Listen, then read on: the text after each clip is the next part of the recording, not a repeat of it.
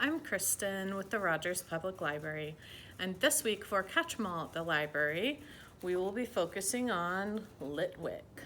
So, in your craft packet, you will have a jar that has been done on the bottom already.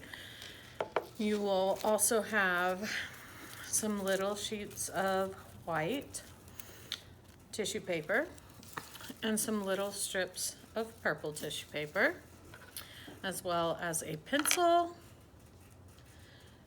a paintbrush, and some Mod Podge in a little paint can. So I will show you how to put this all together.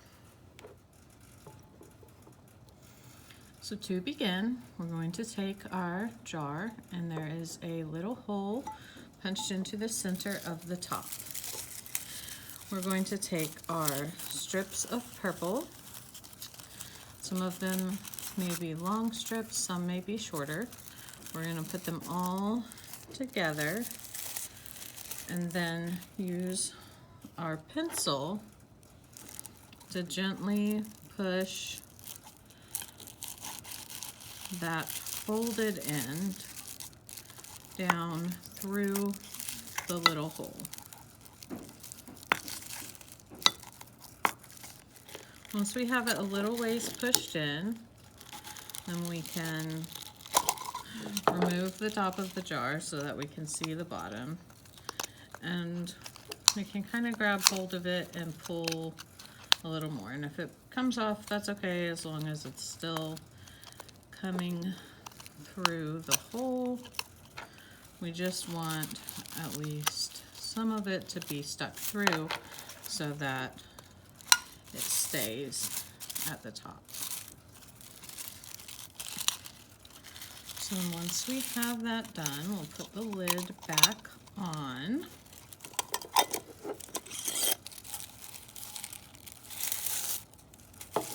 And then we have our little purple candle flames.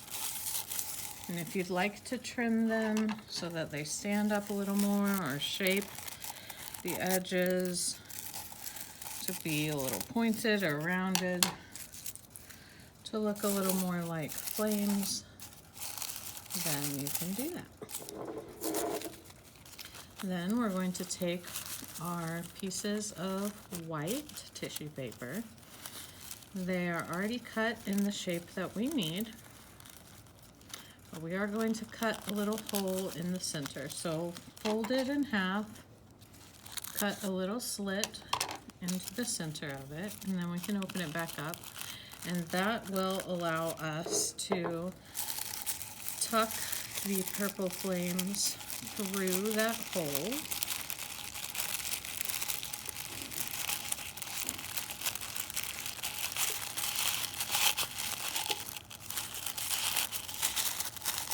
So that they can stay standing up, but we also get our white all around.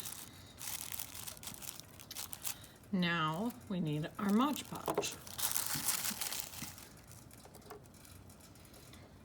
So we'll open up our little Mod Podge container, get some on the paintbrush, and then go ahead and put Mod Podge all around the top underneath.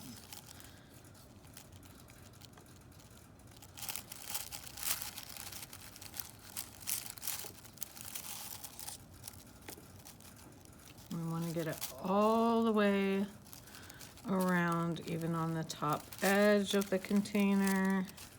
And then we're also going to do the side of the lid. So once we have that all over the top and all around the edge, then we can press down our white tissue paper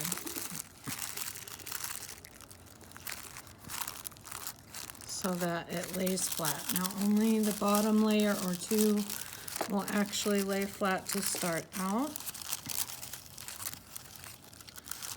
So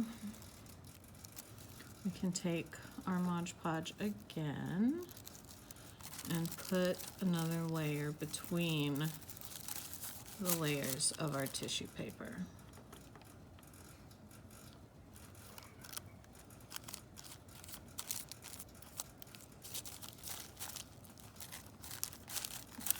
And this will help keep our tissue paper layers together, as well as just help overall with the layers sticking to the jar.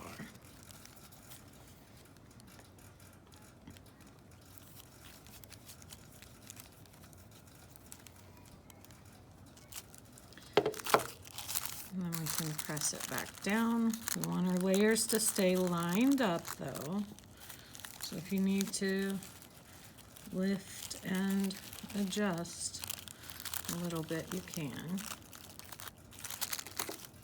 And then press the layers back down. And press gently, because as the tissue paper is wet with the Mod Podge, it can tear. So then we're just going to do a final layer of Mod Podge across the very top layer of the tissue paper. Again, that's going to help seal it down and seal the layers together.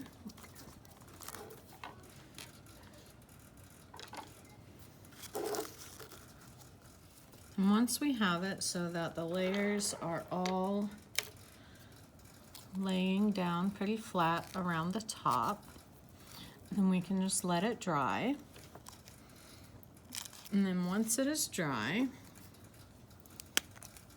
or while it's drying if you want, on the edge that has the largest little dip in the tissue paper, that is going to be the left side of our face. So we're just going to draw some little yellow ovals to be the eyes.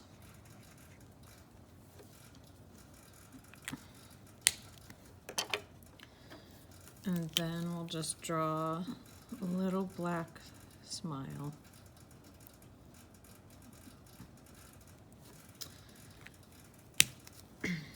And then we are basically done.